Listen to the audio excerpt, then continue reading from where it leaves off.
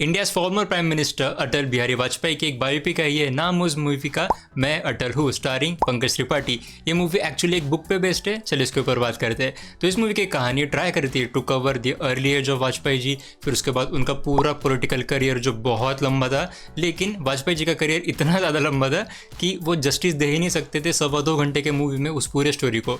And definitely वो एक बड़ा डॉन्टिंग टास्क था एंड मेरे हिसाब से वो जमा नहीं। मतलब मूवी के शुरुआत में थोड़ा सा उनका लव स्टोरी का पार्ट दिखाया जाता है, पर मूवी का जो एंड है वो बस दो मेन चीज़ों के साथ ही खत्म कर दिया जाता है, जो था पोखरण का न्यूक्लियर टेस्ट और एक कारगिल वॉर। तो इन दोनों चीज़ों पे भी ज़्यादा फोकस नहीं किया गया है, दोनों चीज़ों पे ज़्यादा टाइम नहीं दिया गया है। इसी के साथ अगर आपको मूवी देखनी है तो आपको पहले से थोड़ी बहुत नॉलेज होनी चाहिए अटल बिहारी वाजपेयी जी के हिस्ट्री के ऊपर। लेकिन इस मूवी का सबसे बड़ा चमकता सितारा है पंकज त्रिपाठी और उनकी एक्टिंग। लेकिन आई हैव टू से कि मूवी की स्टार्टिंग में मुझे उनके एक्टिंग के लिए कंफर्टेबल होने के लिए काफ़ी टाइम लगा था, यानी कि उनके बोलने का अंदाज के साथ फेमिलराइज होने के लिए मुझे तो काफ़ी टाइम लगा एंड आपको भी टाइम देना पड़ेगा। मूवी के कुछ हाई पॉइंट्स में कुछ डायलॉग्स थे जो दो थे मेरे ख्याल से, दोनों पे ही मुझे आंख पे थोड़ा सा काटा आ गया था, थोड़े से गूज़बम्स आ गए थे। मतलब जिस तरीके से उन्होंने वो डायलॉग बोला और उसके साथ भी बैकग्राउंड म्यूजिक, तो नाइस। 2-3 सीन अच्छे थे मूवी में। जब जब कांग्रेस के लीडर्स की बात होती थी या फिर उनके सीन्स होते थे, तब वो ऑलमोस्ट बॉर्डरलाइन विलन के कैटेगरी में चले जाते थे एंड उनका पोर्ट्रेल भी विलन की तरह हो जा रहा था। वैसे ये बात इस तरह के मूवी में होना लाजमी थी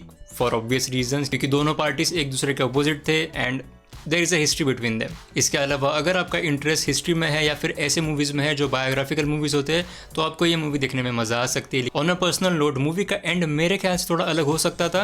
एंड में जैसे कि मैंने ऊपर बताया कि बस दो ही चीज़ों पे मेन फोकस करना था, लेकिन उन दोनों चीज़ों पे ही ज़्यादा फोकस नहीं किया। वो था एक पोखरण का न्यूक्लियर टेस्ट और दूसरा था कारगिल का वॉर। तो दोनों का ही जल्दी जल्दी से निपटा दिया। एंड में ऐसा ही लगता है कि अगर वो दोनों चीज़ों पर ही एंड करना था तो थोड़ा सा उसको टाइम लेके कर सकते थे, थोड़ा सा उसको एक्सटेंड कर सकते थे। Now having said all of this, I think अगर ये मूवी OTT पे आती थी तो ज़्यादा लोग देख सकते थे, कॉज मेरे थिएटर में तो हार्डली 10 से 11 लोग थे। लेकिन एज ए सेट जब मूवी OTT पे आएगी तब शायद इसका नाम हो सकता है। अब मेरे चैनल पे बाकी वीडियोस देख सकते हो and thank you so much for watching.